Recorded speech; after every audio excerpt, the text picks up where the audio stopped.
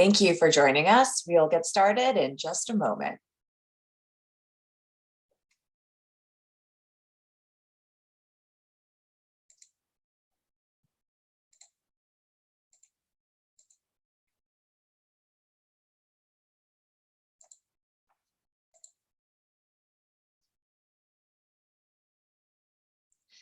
Thank you for joining us. We will get started in just a moment.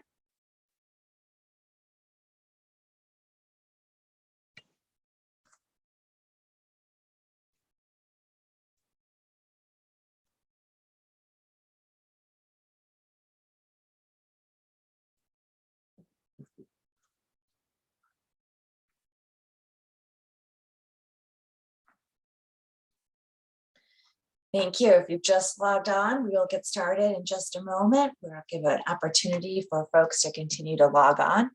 Thank you.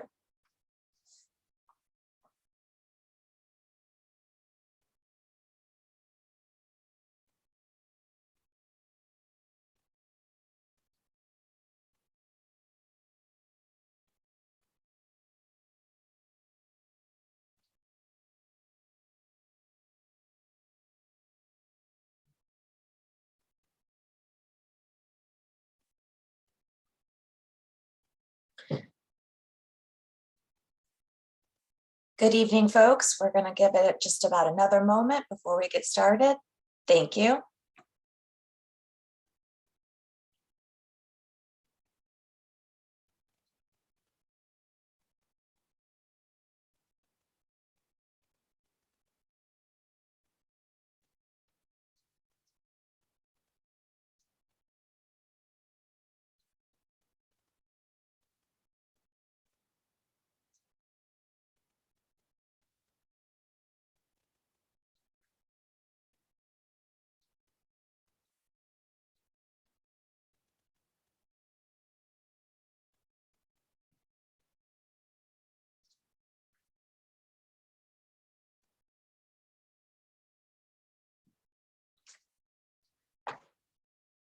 Thank you for joining us this evening. We'll get started in just a moment.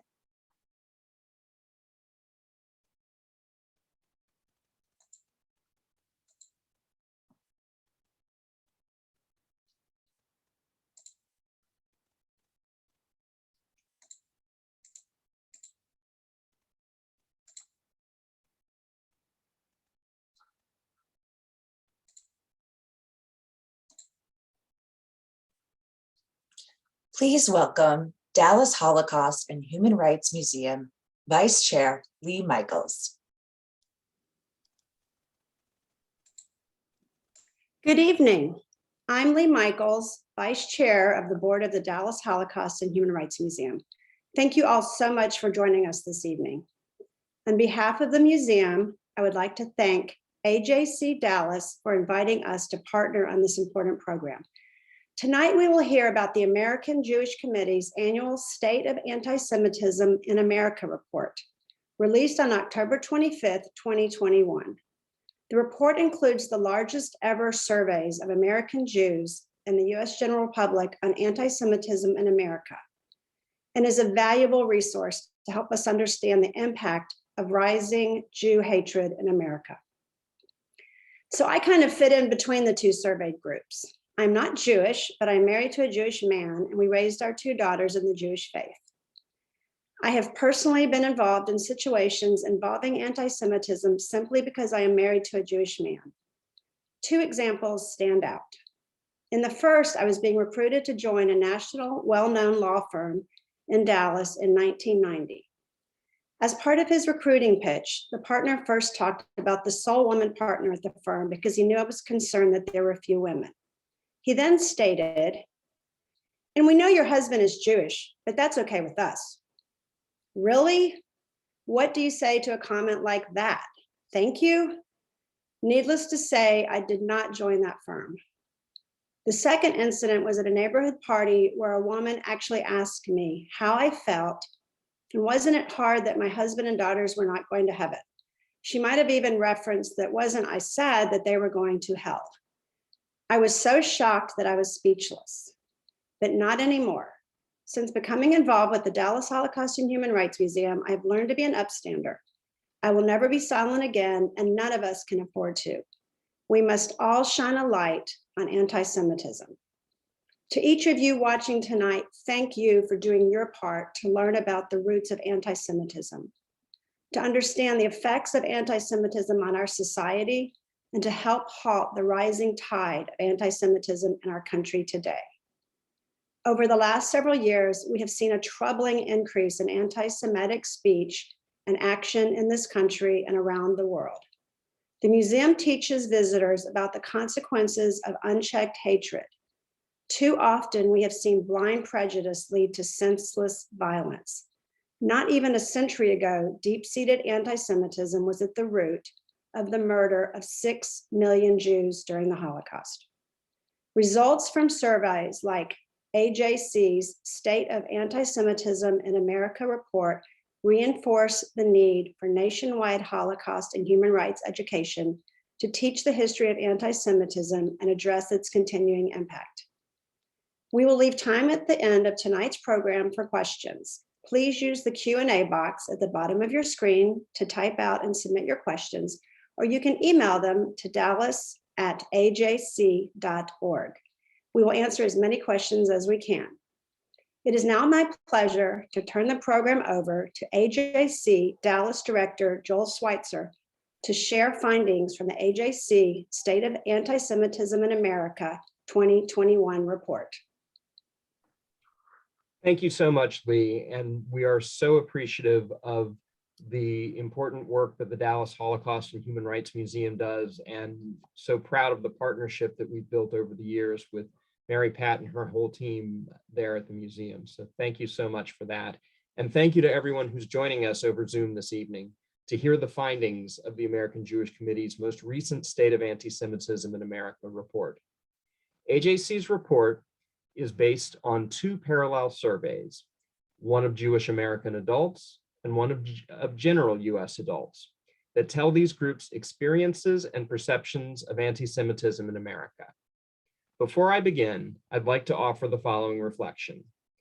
Just a few days ago, the city of Dallas united to shine a light on anti-Semitism as part of a national campaign bringing together an unprecedented coalition of over 60 North American Jewish and non-Jewish organizations from across the United States and Canada. Shine a Light drew from the inspiration of Hanukkah, the Festival of Lights, to encourage Jews and allies to speak up about anti-Semitism and to send a message that a single light can dispel darkness.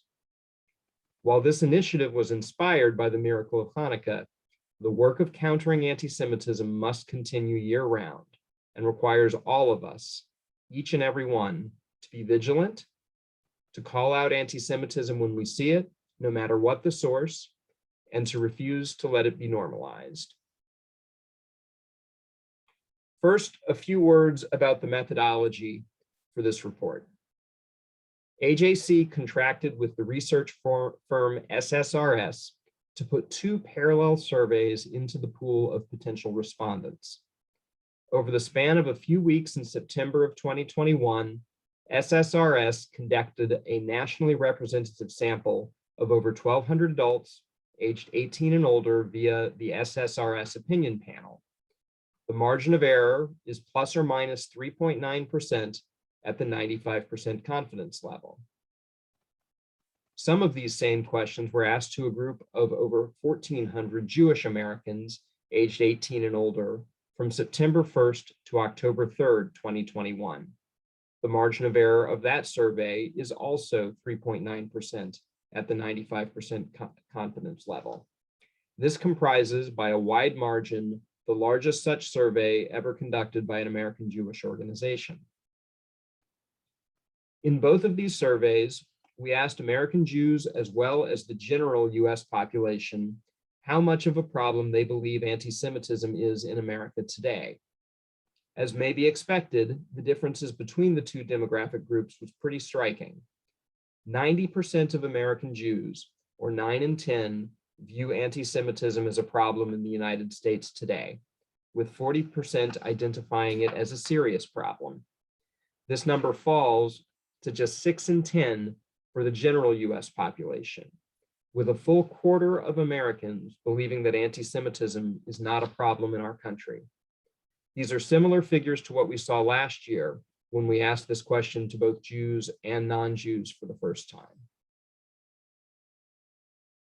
We also asked both groups if anti-Semitism has increased, decreased, or stayed the same over the previous 5 years. Now remember, the last 5 years includes the deadliest attack against American Jews in our country's history at the Tree of Life Synagogue in Pittsburgh, the chanting of blood and soil and Jews will not replace us at the Unite the Right rally in Charlottesville, and a spate of violent attacks against visibly Jewish Americans around New York and New Jersey at Hanukkah time just 2 years ago. And these are just a few headline incidents. I know we all could name more. Over 8 in 10 American Jews, a full 82%, reported that anti-Semitism had increased over that span. However, Americans in general were only about half as likely to agree, with only 4 in 10, 44% of the general public indicating that anti-Semitism has increased over the last 5 years. The general public is also 5 times more likely to say that anti-Semitism has actually decreased in the last 5 years. While only 3% of American Jews agree with this, 15% of the general US adult American population agreed with this statement. One modal change that was made for the 2021 report from the 2020 anti-Semitism report is that we asked American Jews about their experiences with anti-Semitism over the previous year. This is significant because of the unique situation we're in with the global pandemic, the nature of online anti-Semitism, and other contributing factors. We found that 1 in 4 American Jews, 24%, has been the target of anti-Semitism over the previous 12 months. We can break this down further into anti-Semitic physical attacks, anti-Semitic remarks in person, and anti-Semitic remarks online or in social media. We found that in the last year, 3% experienced a physical attack, almost 1 in 5, or 17%, experienced a remark in person, and 12%, over 1 in 10, was the target of an anti-Semitic remark online or on social media. We were also able to disaggregate the data into the 4 census regions. While there are significant differences for our region, I will share those findings as well. For example, in the South, twice as many Jews, a full 6%, reported being the target of an anti-Semitic physical attack over the previous year. We know that anti-Semitism online has become increasingly problematic. The statistic that 12% of American Jews were the target of an anti-Semitic remark online or on social media is very troubling. We asked those American Jews who reported being a target of an anti-Semitic remark online about the platforms on which they experienced it. And while that number is much smaller than our overall survey numbers, just over 180 people, we found that 55% experienced anti-Semitism on Facebook, over a third experienced anti-Semitism on Twitter, around 1 in 10 on YouTube and Instagram, with smaller numbers on TikTok and Clubhouse. However, I want to remind everyone that our respondents were all over the age of 18. As a parent of 2 young adults that were until very recently in the under 18 demographic, I personally have deep concerns about the rampant anti-Semitism that they experienced on TikTok, Snapchat, and other platforms that may not have scored as highly here due to the older demographic of respondents. American Jews aren't just experiencing anti-Semitism in high numbers. The general public is also aware of anti-Semitism in our society. Over 4 in 10, 41%, said that they had witnessed at least one anti-Semitic incident or remark, either online or offline, against a Jewish person or institution in the last year. And nearly a third, 31%, have seen anti-Semitism expressed more than once. American Jews are changing their behavior out of fear of anti-Semitism. In the previous year alone, 39%, nearly 4 in 10 American Jews have avoided at least one of the following 3 behaviors. 22% avoided publicly wearing, carrying, or displaying things that would help people identify them as a Jew. And in the South, this rises to 26%, or over a quarter. 17% avoided certain places, events, or situations out of concern for their safety or comfort as a Jew. And in the South, this was 20%. And 25%, a full 1 in 4 of American Jews, avoided posting content online that would identify them as Jewish or as sympathetic to Jewish issues. And once again, in the South, we have the dubious distinction of leading. 27% was the finding here in the South. In addition to these geographic shifts, these differences can be even more stark depending on one's religious affiliation or age. So for example, I just mentioned that 22% of American Jews avoided publicly wearing, carrying, or displaying things that would help people identify them as a Jew. This number jumps to 34%, over 1 in 3 for Jews in the conservative movement.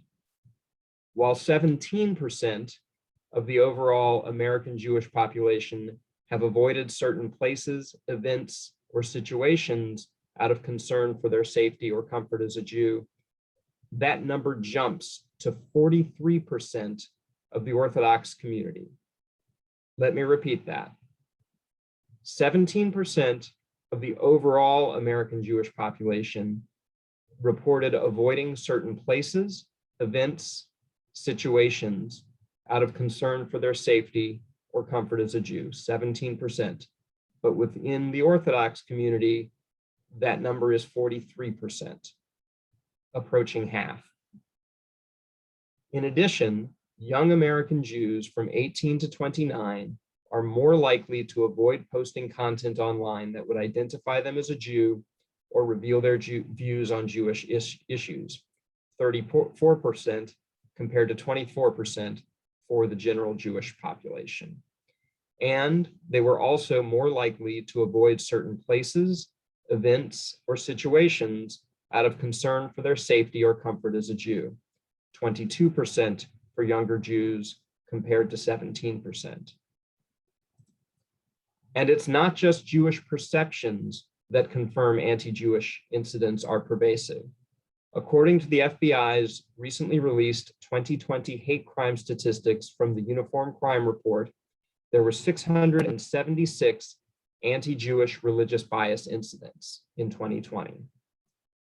This number accounts for 57.5% of the 1,179 total religious bias hate crimes. In other words, well over half of all religious bias hate incidents targeted Jews. When it comes to total reported hate crimes, Jews were targeted in 8.7% of the total 7,759 hate crimes.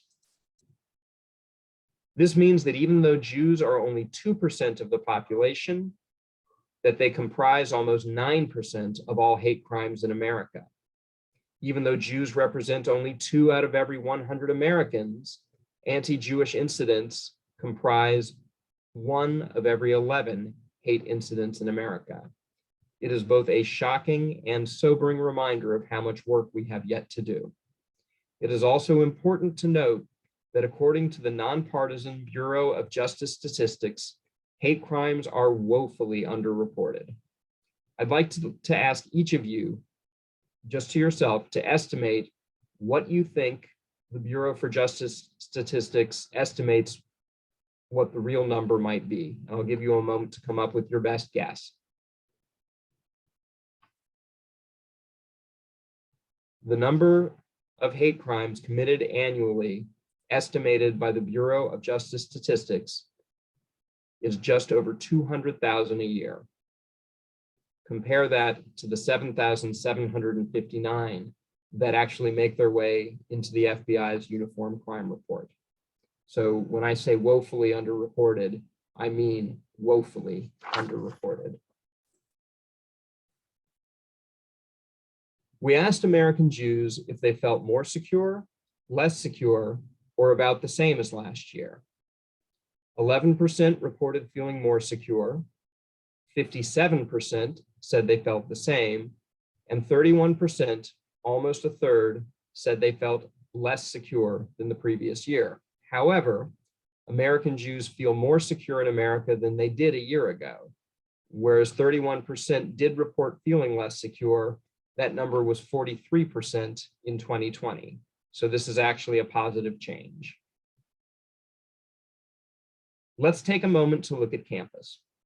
One important aspect of anti-Semitism we sought to understand more through our State of Anti-Semitism in America 2021 report was anti-Semitism on college campuses, which we know from our young leadership constituencies is a prevalent issue. As a former Hillel director and a father of 2 college freshmen, this is a topic very near and dear to my own heart. We found that 50% of American Jews believe anti-Semitism has increased on college campuses over the previous 5 years, while almost 1/4 say it stayed the same. One specific question we asked was about the sources of anti-Semitism on college campuses. A majority, 61%, attributed anti-Semitism on the far right to be an anti-Semitic threat on campus. 45% said the same of the far left, and 54%, over half, said anti-Israel campaigns such as the BDS movement are a problem for Jewish college students in the US today. We also asked American Jews whether they had personally experienced anti-Semitism on campus or knew someone who had in the previous 5 years. Nationally, the number is 20%, 1 in 5. But when looking at the answers of just those with a direct link to campus, as either a student or as the parent of a student, that number jumps to 42%. And sadly, as of recently, I could count myself as one of the parents who can report experiencing this, as at one of my child's colleges, the Center for Jewish Life and a campus building named for a Jewish donor were recently stickered with decals featuring a smiling Adolf Hitler. However, when these unfortunate incidents do occur, the reaction of the administration and the general campus community are critical supports to our Jewish students. And I was proud of the way that my daughter's college responded to the incident. One question that we asked again this year, that we asked in last year's survey of the US, was if the general public was familiar with the term anti-Semitism. Last year, we discovered that almost half, or 46%, were not familiar with the term. This year, that number was down to 34% being unfamiliar, either never having heard the term before, 16%, or having heard the term but being unsure of what it means. So this year, we found that almost 2/3, 65%, are familiar with the term anti-Semitism. However, our next finding will show that despite higher awareness of the term, the majority of the general public is unaware of current issues of anti-Semitism threatening American Jews. We asked both American Jews as well as the general public about how much they heard about Jews being attacked in the US and around the world in May of 2021 during the conflict between Israel and Hamas. For American Jews, over 7 in 10, 71%, had heard at least something. For 72% of them, hearing of these attacks made them feel less safe as a Jewish person in America.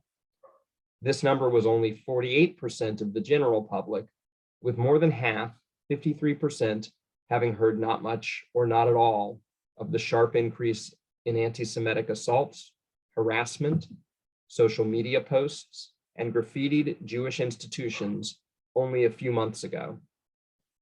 This shows us that one issue is the media inadequately covering these issues in the news. Another interesting data point we asked of Americans across the country is whether they knew anyone who was Jewish. We found that 64% know someone who is Jewish, and over 1/3, 36%, have actually never personally met a Jew. The regional differences for the statistics are pretty stark. In the Northeast, where the majority of American Jews live, 75% of the general public knows a Jew, while only 57% of Americans in the Midwest can stay the same.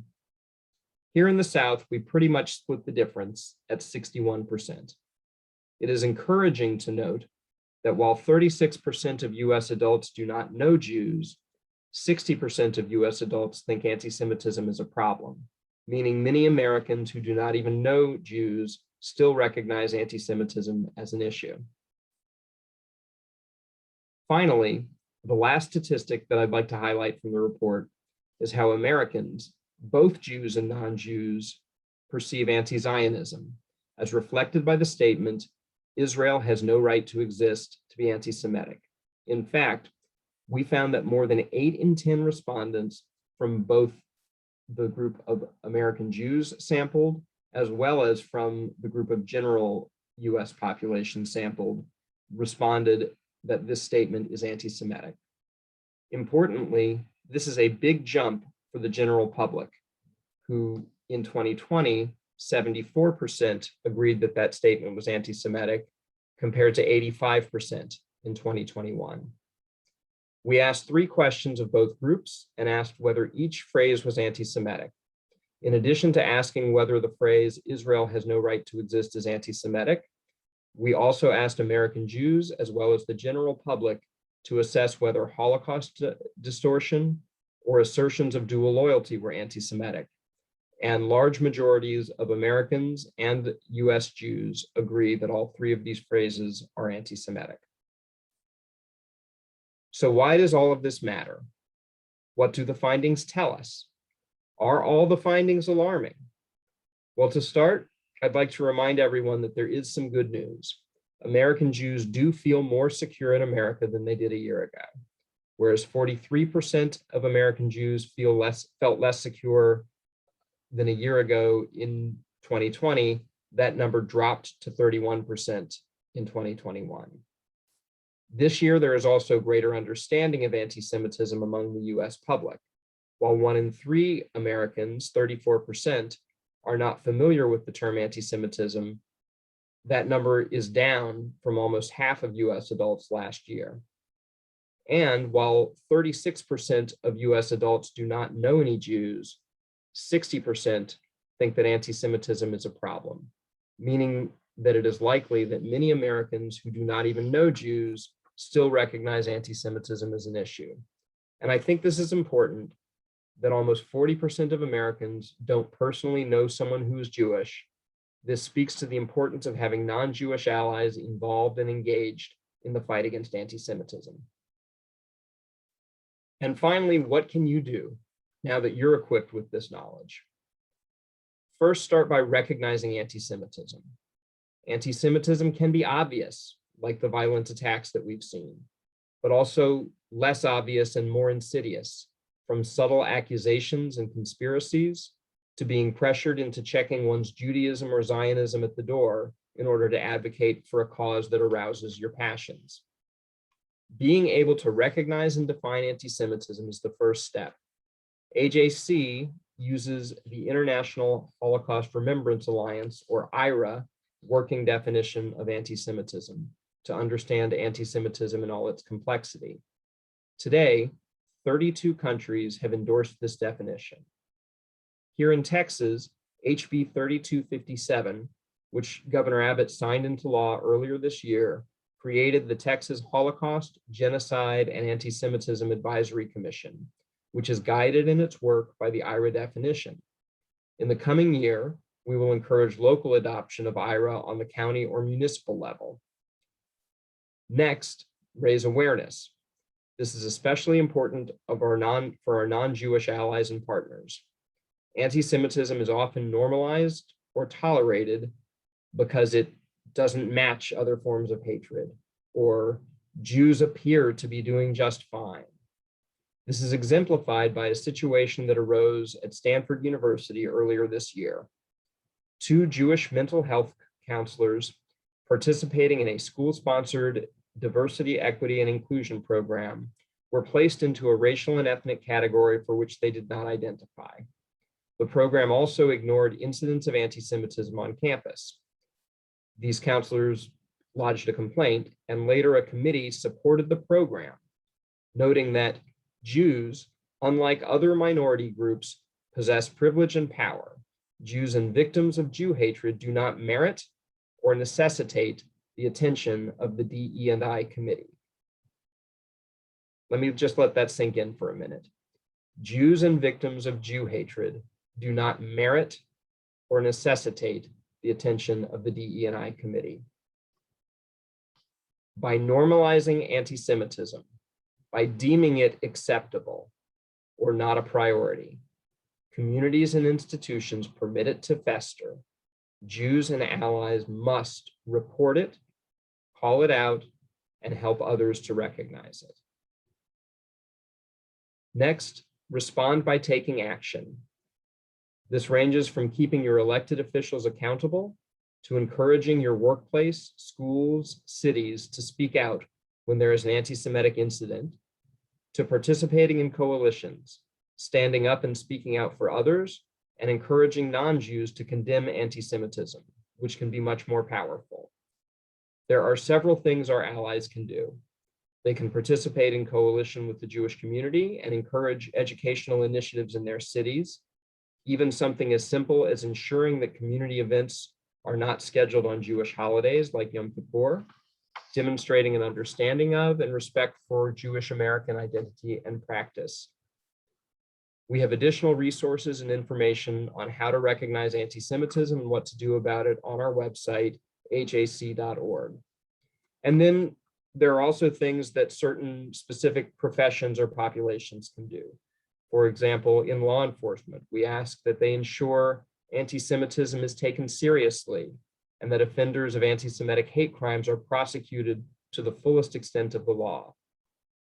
For elected officials, we urge them to depoliticize anti-Semitism, to refrain from engaging in anti-Semitic stereotypes or invoking inappropriate Holocaust comparisons during campaigns or during their term. Instead, use that platform, that unique platform that elected officials have, to unequivocally condemn anti-Semitism in all its forms. For educators, teach students that anti-Semitism did not end with the Holocaust. It is a contemporary challenge. Help your students define and recognize it today using tools like the IRA working definition of anti-Semitism and Translate Hate, a comprehensive glossary created by AJC to improve media literacy on anti-Semitism. For faith leaders, educate your congregants about anti-Semitism. Join interfaith coalitions that include the Jewish community. The security and well-being faith communities are at their best when democratic rights for all are defended. If you're in private business, ask your company's DEI framework, recognize Jewish diversity. Jews are not only white, but there are Black Jews from Ethiopia, brown Jews from India, Sephardic and Mizrahi Jews from North Africa and Turkey, and Persian Jews, amongst others. Companies should be aware that hatred against this diverse group is more than just a religious bias. Anti-Semitism is also the conspiracy that Jews are can be collectively assailed for being superior, for having too much privilege or too much power. Ensure within the context of rightfully promoting diversity and inclusion that your company is not alienating or discriminating against its Jewish employees. And if you work in media, report on anti-Semitism. There was at least an 80% increase in anti-Semitism last May, yet the public was largely unaware. Whereas 71% of American Jews heard a lot or something about Jews being attacked in the US and around the world, only 11% of US adults heard a lot, and 37% reported hearing something. To read the full report, including the 2 parallel surveys and the methodology report, please visit ajc.org/antisemitism report 2021. There you'll find all of the questions we covered today, plus several others. Tomorrow, or later on in the week, you'll receive a follow-up email from me in which I will include a few links to resources like the study, like the Translate Hate resource that I mentioned earlier, as well as a few suggested articles and readings that I think you'll find interesting. And now it's my pleasure to turn it back to Amy for the Q&A, and we'll continue this important conversation. Thank you so much, Joel. I would like to remind everyone that you can submit questions through the Q&A button located on the screen, or you can enter them through email, dallas@ajc.org. Joel, this was a really great presentation. I'm surprised that we don't have more questions because I certainly have a few. I've read the report, but I always learn something new each time. One of the things that I have a takeaway that I'd love for you to speak more to is about how we can be solution oriented and how we can combat anti-Semitism. And one of the suggestions you left us with, Joel, is about coalition building and reaching out to allies. And I was wondering if you could speak to how AJC works on that and other ways that we can be combating anti-Semitism through a coalition approach. Sure. Well, one of the wonderful things about AJC is the opportunities that we have to build bridges between the Jewish community and other diverse communities. And I was really gratified when there was the spike in violence against Jews over late May and early June during the conflict between Israel and Hamas, that some of the first outreach that I received from people expressing their concern for our community were from some of our coalition partners. Those of you who saw our Community of Conscience event with Congressman Taylor and Allred back in June may recall the panel discussion that we had with Consul General Francisco de la Torre of Mexico and our Muslim Jewish Advisory Council co-chair Mohammed El Abiari. When there was a serious incident against the Jewish community, the first people who reached out to me were Mohammed and Consul General de la Torre. And it's because of those relationships that we've built over the years, because of the fact that we have worked together in coalition with our Muslim Jewish Advisory Council. We've gone to meet with the FBI. We've gone to meet with state and federal legislators. We recently held a training, an upstander training through a grant from the Department of Homeland Security, where Muslim and Jewish facilitators trained in Dallas about 36 different leaders that range from municipal leaders to law enforcement to city council members and their staffs. And it is really through the power of coalition building, because if a Jewish person comes up to you and says, "Hey, I'm concerned about anti-Semitism," yeah, you'll probably listen and you'll be concerned.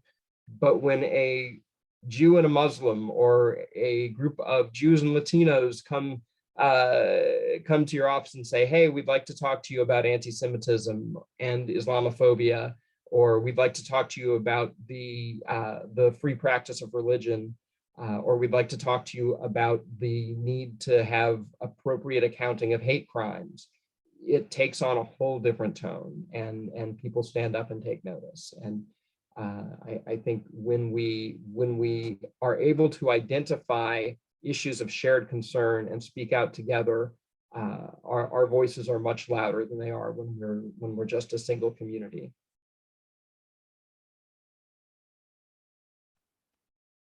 Excuse me, I muted myself. Absolutely. I'm reminded of a quote by the late Lord Rabbi Jonathan Sachs about the hatred cannot cure the hate and the need for that allyship. I see we have a question in the Q&A that Joel is appearing to be answering. What does DE&I stand for? And that is diversity, equity, and inclusion. Apologies, we do like to use our acronyms, so thank you for that. Another question that has been brought up is about it was cited in, especially when we're talking about the campus, that there's anti-Semitism coming from the right or from the left or from the BDS movement, the boycott, divestment, and sanction movement. When we're seeing anti-Semitism from different sources, does that change the approach, or how does one attack anti-Semitism when it's coming from different sources? Could you speak to that a little bit? Well, I think in any case, it needs to be called out. And I think there tends to be a difference between what we're seeing in terms of anti-Semitism on the right, which can be very easy, black and white, and simple to point out. It can look very different when it's coming from the far left, and it can look like I talked about in the presentation, being asked to check one's Zionism at the door. And you see a lot of these progressive organizations that are promoting social justice values that a lot of Jews have traditionally been a part of for decades and decades. But now we're being told, oh, well, you can't possibly stand up in support of Black lives because of Israel or because you're Jewish. And it really is critical that we say, no, I can be pro-Israel and in favor of LGBT rights or Black rights, or stand up with my Asian American Pacific Islander friends and partners. And it's not in spite of my Jewish values, it's because of my Jewish values. The activism that I want to engage in is informed by my Jewish identity, my Jewish journey. It is not, it's not a liability, it is an asset. Absolutely, absolutely. I think one of the things that really is shocking to me, and I would imagine for many of the people participating in today's program, is the data about hate crime reporting, or really the lack of data, the stark numbers in what is being reported versus what is projected to be reported. 200,000 is such a staggering number. Why do you think there is such a failure in reporting, or what can we be doing, or what is AJC doing to try to help change that? There are a lot of reasons, and they range from, sometimes the district attorney doesn't want to charge something that they don't know that they can get a conviction on. Sometimes and I'm not saying that that's necessarily the case in any specific municipality, but that's it is something we often hear from mayors and from law enforcement, that sometimes there's a concern that it may be harder to get a conviction because you have to establish what was in a person's thought process. For some cities, it is fear of the stigma of having a high number of hate crime incidents. But Texas has consistently had a disproportionate number of cities that with a population of 100,000 or more that report zero hate crimes or fail to report at all to the FBI. And one thing that AJC has consistently advocated for is to mandate that reporting. And we were thrilled to advocate for, and it finally passed, the Hire Jabara No Hate Act, which will ensure better reporting of hate crimes moving forward in the future. And sometimes it's just a question of education. Sometimes even law enforcement or DAs may not realize that something may technically be classified as a hate crime. Great, wonderful. Again, I want to encourage anyone, if there are additional questions, to enter in the Q&A or to submit in our email, dallas@ajc.org.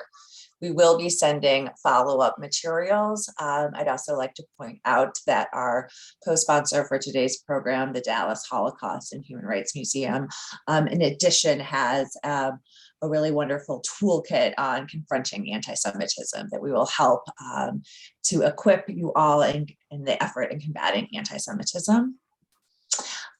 We do have a question from Ray Termini to help asking to please explain the IHRA, the International Holocaust Remembrance Alliance definition of anti-Semitism and why it should be adopted by the US Congress. If you could please speak to that a little more, Joel.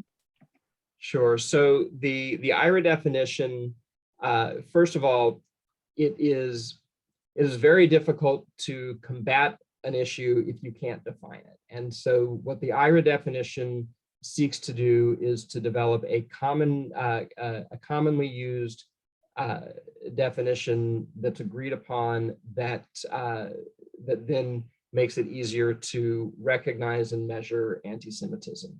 And so there's the full definition, and then there are bullet points of examples that that are listed underneath. So the definition itself: anti-Semitism is a certain perception of Jews which may be expressed as hatred towards Jews.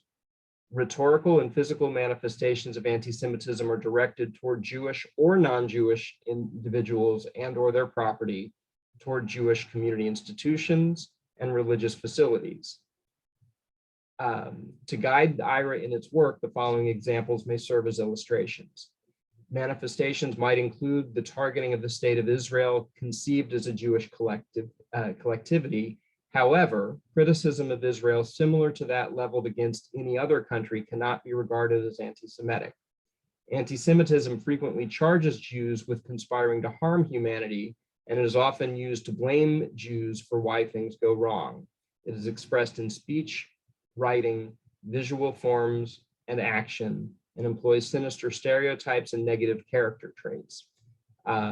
Contemporary examples of anti-Semitism, taking into account the overall context, include but are not limited to calling for, aiding, or justifying the killing or harming of Jews in the name of a radical ideology or extremist view of religion, making mendacious, dehumanizing, demonizing, or stereotypical allegations about Jews, such as the power of Jews as collective, accusing Jews as a people of being responsible for real or imagined wrongdoing committed by either a single Jewish person or group, even for acts committed by non-Jews, denying the fact, scope, mechanisms, or intentionality of the genocide of the Jewish people at the hands of the Nazis, accusing the Jews as a people or Israel as a state of inventing or exaggerating the Holocaust, and it goes on. There are a number of additional ones.